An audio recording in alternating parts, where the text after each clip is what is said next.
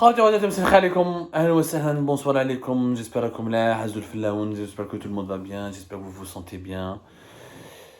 Eh oui, nous sommes toujours le 22 décembre 2022, nous terminons cette année 2022 et je crois que l'un des thèmes centraux et l'un des événements phares de cette année 2022, c'est incontestablement l'inflation et la cherté de la vie dans notre pays. Un phénomène certes international et universel qui s'est aggravé, qui a touché l'ensemble des pays du monde, notamment les pays occidentaux aussi, avec la guerre qui a été lancée en Ukraine par la Russie et qui s'est transformée en une guerre qui oppose la Russie à l'ensemble de l'Occident, pour ne pas dire une guerre qui oppose l'axe Russie-Chine et leurs alliés à l'Occident et leurs alliés, une troisième guerre mondiale déguisée, comme j'ai l'habitude de le dire.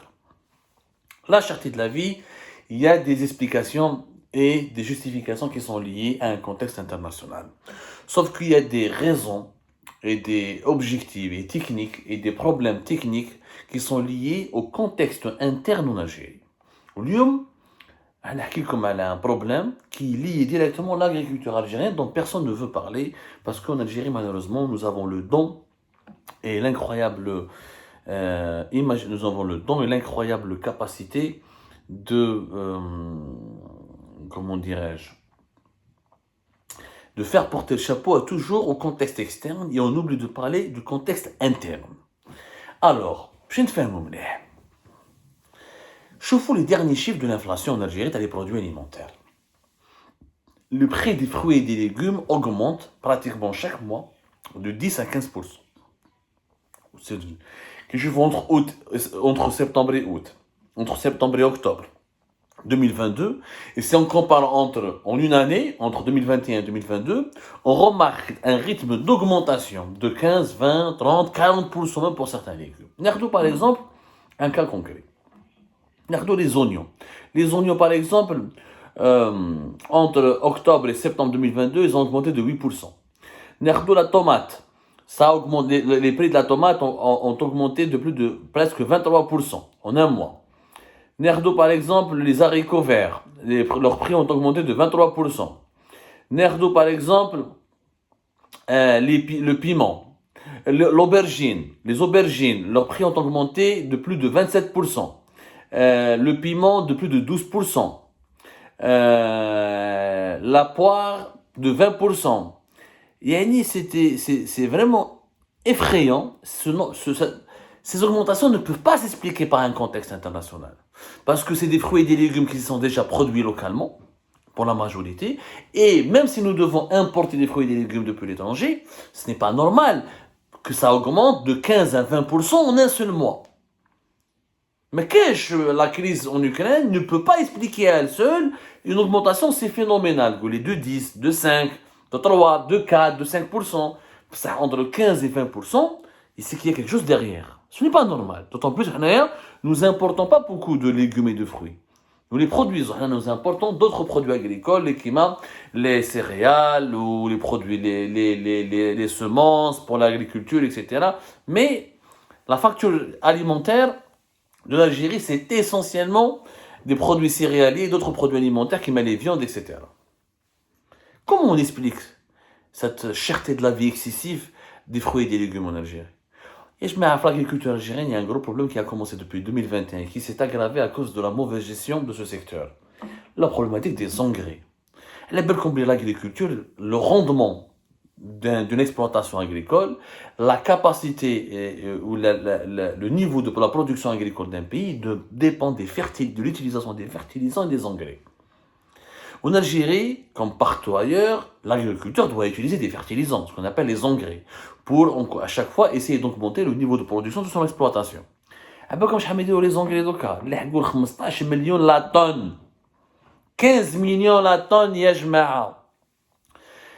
Ces mêmes engrais, les canaux que ça coûtait entre 2017 et 2018, même pas 20 000 dinars la tonne. 1 million و 622 ملايين. اليوم ولاو لي زونغري 15 مليون la tonne. الفلاح يخلصها قيس 15 millions la tonne. C'est une augmentation inédite et phénoménale. Les engrais, c'est un monde. On ne va pas s'attarder beaucoup dans ce domaine-là parce qu'on est en train de préparer une émission, une enquête très minutieuse sur l'industrie et le secteur des engrais dans notre pays. لازم تفهموا مليح باللي nous fabriquons la matière première, essentiellement la matière première pour les engrais, nous la fabriquons. Notamment tout ce qui est les engrais, ce qu'on appelle azotés. Parce que les engrais, il y en a plusieurs. Il y a les engrais qui sont chimiques, il y en a qui sont organiques, il y en a qui sont pas chimiques, naturels, minéraux. Les engrais chimiques, nous fabriquons une partie, nous ne fabriquons pas d'autres parties. Le principal type d'engrais que nous fabriquons, c'est l'Uri 46. L'Uri 46, elle est beaucoup produite en Algérie. L'Uri 46 est un engrais azoté qui est utilisé pour toutes les cultures qui sont exigeantes en termes d'azote. Et surtout dans les cultures maraîchères, etc., on l'utilise beaucoup. Tapez Uri 46, vous allez avoir énormément d'informations scientifiques. Franchement, c'est des engrais qui sont essentiels. Vraiment, c'est des engrais qui sont essentiels pour le rendement agricole d'une exploitation.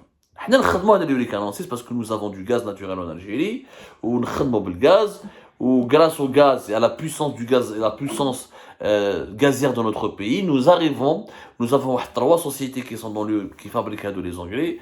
عندك Fertial, عندنا Awa, عندنا Sorfert. احنا نحكوا عليهم dans une émission très précise parce que c'est un sujet technique اللي فيه بزاف les dessous, فيه بزاف les enjeux واللي ما نحكوش عليه بزاف.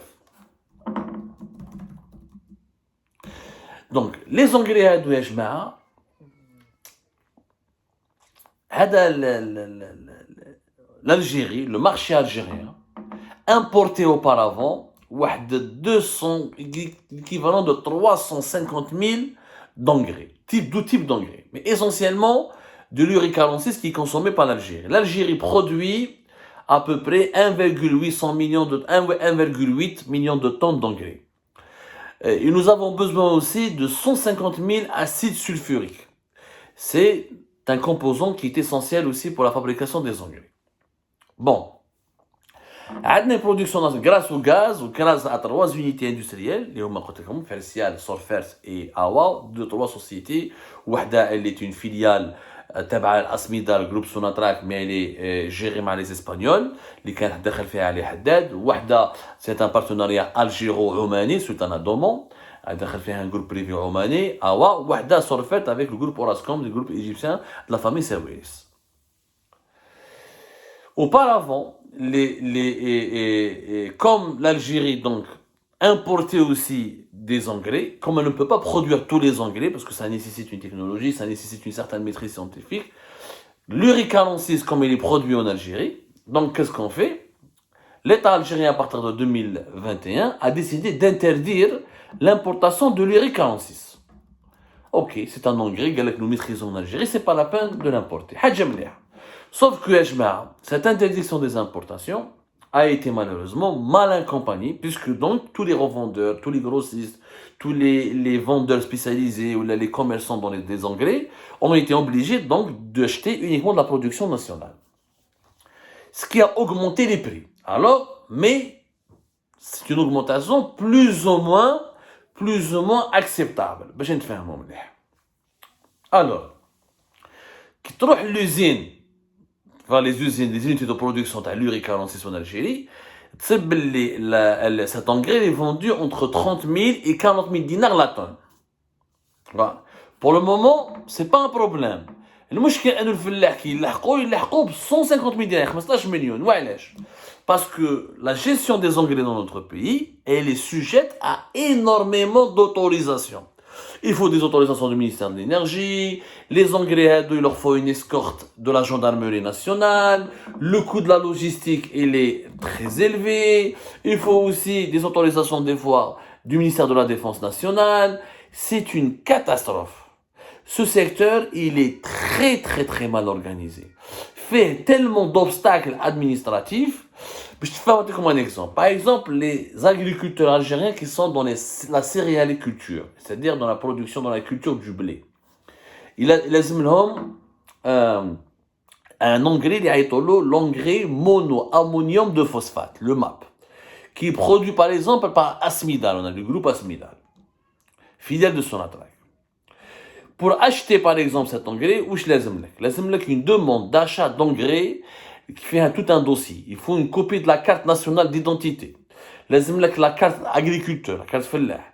لازم une fiche signalétique de l'exploitation agricole. En plus, il faut une autorisation spéciale délivrée par les services de sécurité pour l'escorte.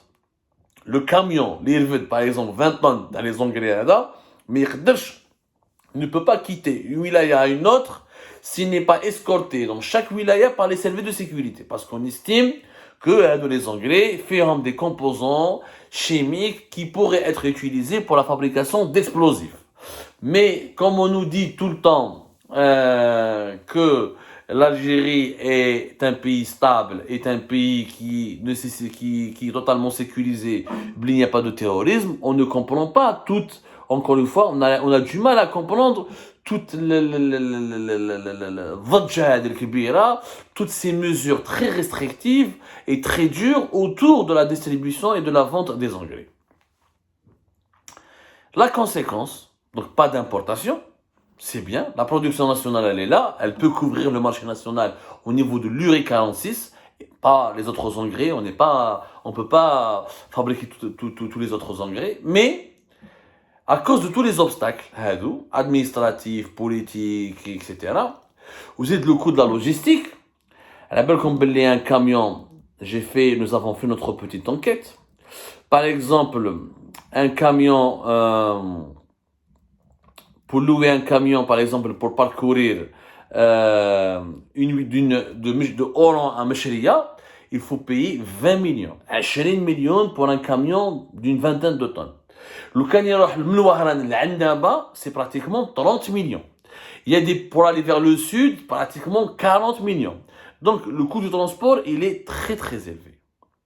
Et donc, les revendeurs des engrais, ceux qui vont les revendre aux agriculteurs, sont obligés de répercuter et de calculer l'ensemble de leurs frais, sans oublier, les obstacles, le coût humain et le temps perdu pour l'obtention de plusieurs autorisations.